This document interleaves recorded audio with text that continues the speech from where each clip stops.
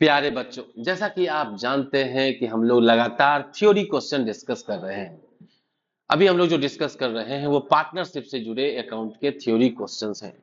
12th board exam काफी नजदीक आ चुका है। एग्जाम के प्रिपरेशन के लिए दिन रात मेहनत करने की आवश्यकता है। तो चलो, हम आपकी मेहनत में सपोर्ट करते हुए फिर से आपके सामने कुछ क्वेश्चन लाए हैं। आज जो हम लोग क्वेश्चन डिस्कस करने जा रहे हैं वो क्वेश्चन है कि पार्टनर्स कैपिटल अकाउंट और पार्टनर्स करेंट अकाउंट में क्या अंतर है।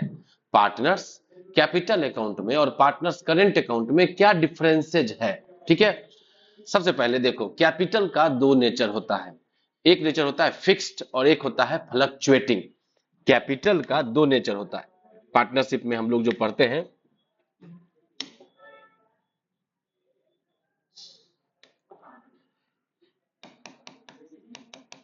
नेचर ऑफ कैपिटल, दो नेचर होता है। एक होता है फिक्स्ड नेचर और दूसरा होता है फ्लक्चुएटिंग नेचर। तो अगर कैपिटल फिक्स्ड नेचर का होता है, मतलब कैपिटल में किसी तरह का बदलाव नहीं हो सकता है, तो आप दो चीज बनाते हैं इसमें। पार्टनर का कैपिटल अकाउंट भी बनाते हैं और पार्टनर का करेंट अकाउंट भी बनाते हैं, क्योंकि कैपिटल फिक्स है, कैपिटल में बदलाव नहीं आ सकता। जो रेगुलर ट्रांजैक्शंस है, जो पार्टनर का सैलरी है, जो पार्टनर का कमीशन है, उसके लिए फिर अलग से एक करेंट अकाउंट बनाना पड़ जाता है।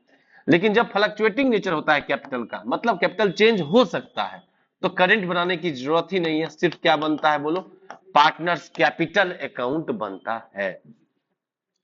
तो जब कैपिटल फिक्स्ड नेचर का होगा तो ही करेंट अकाउंट बनेगा। कैपिटल यहां भी बनेगा, कैपिटल यहां भी बनेगा। ओके जी, चाहे फ्लक्चुएटिंग नेचर हो चाहे फिक्स्ड नेचर हो, कैपिटल यहां भी बनेगा, कैपिटल यहां भी बनेगा। लेकिन जब फिक्स्ड नेचर होगा तब कैपिटल में बदलाव संभव नहीं है। नॉर्मल केसेस में जो रेगुलर ट्रांजैक्शंस हैं, तो उस ट्रांजैक्शंस को पार्टनर्स के करेंट अकाउंट में डाल दिया जाता है। इसलिए जब कैपिटल फिक्स नेचर का है तो ही क्या बनेगा बोलो बाबू, करेंट अकाउंट बनेगा। अब इसके बीच का डिफरेंसेज आपसे पूछ सकता है कि पार्टनर्स कैपिटल अकाउंट और पार्टनर्स करेंट अकाउंट। तो पहला अंतर तो आप यही लिख सकते हो क्या, कि चाहे कैपिटल फिक्स नेचर का हो या कैपिटल फ्लक्चुएटिंग नेचर का हो, पार्टनर्स कैपिटल दोनों जगह बनेगा। और ये तब बनेगा पार्टनर्स करंट अकाउंट जब कैपिटल किस नेचर का हो, फिक्स्ड नेचर का हो, तभी बनेगा पार्टनर्स करंट अकाउंट। इसमें कौन सा ट्रांजैक्शन जाएगा इसमें जाएगा जो रेगुलर नेचर का ट्रांजैक्शन है। पार्टनर्स जो ड्राइंग कर रहा है, पार्टनर्स जो सैलरी ले मतलब कर रहा है, कमीशन आ रहा है, ये सब तरह का जो ट्रांजैक्शन है, जो डेली ट्रांजैक्शन है, रूटीन ट्रांजैक्शन है, जो साल में एक बार आ ही जाता है, जैसे प्रॉफिट का बंटवारा, ये सब पार्टनर्स करंट में जाएगा। तब उस समय कैपिटल में क्या जाएगा, कैपिटल में जाएगा अगर हम कैपिटल का बैलेंस जाएगा और एडिशनल कैपिटल इंट्रोड्यूस करेंगे तब जाएगा। कैपिटल इंट्रोड्यूस कर रहे हैं तब जाएगा वो पार्टनर्स कैपिटल में। कैपिटल परमानेंटली ड्रॉ विड्रॉ कर रहे हैं तो कैपिटल में जाएगा। अगर नॉर्मल ड्रॉइंग है, नॉर्मल विड्रॉ है, पार्टनर्स करेंट में जाएगा। अगर परमानेंट विड्रॉ है कैपिटल का तो वो कैपिटल में जाएगा। तो जब कैपिटल में भी कैपिटल अकाउंट बनाएंगे तो भी ओपनिंग कैपिटल क्लोजिंग कैपिटल कोई फिक्स होगा ये जरूरी नहीं, उसमें भी चेंजेस आता है, लेकिन रेगुलर ट्रांजैक्शन की वजह से इसमें चेंजेस नहीं आता है। ठीक है, और ये बैलेंस शीट में किधर दिखता है, लायबिलिटी साइड भाई कैपिटल है, और ये भी बैलेंस शीट में नॉर्मल केसेस में लायबिलिटी साइड ही दिखेगा, लेकिन अगर करंट का डेबिट बैलेंस आ गया तो एसेट साइड भी दिख सकता है। ठीक है, तो पर्पस क्या है, long term investment stake in the firm, partners का ये लॉन्ग टर्म इन्वेस्टमेंट दिखाता है, जो स्टेक है फर्म में पार्टनर्स का वो दिखाता है। ये routine recurring transactions and adjustments को रिकॉर्ड करता है करेंट अकाउंट में। ये इनिशियल कैपिटल को रिकॉर्ड करता है, एडिशनल कैपिटल और परमानेंट ड्राइंग को रिकॉर्ड करता है। और ये नॉर्मल पार्टनर का salary, commission, interest on capital, interest on drawings है ना, प्रॉफिट का जो शेयरिंग है वो सब दिखाता है करेंट में। यूजुअली जब कैपिटल फिक्स होगा, usually fixed credit balance under fixed method, fluctuating under fluctuating method. Capital तो दोनों जगह बनता है, चाहे फिक्स हो चाहे फ्लक्चुएट हो। और ये जो बनता है तभी जब कैपिटल में चेंजेस होता है, और उसको कैपिटल में आप नहीं डाल सकते हो जब कैपिटल फिक्स नेचर का हो।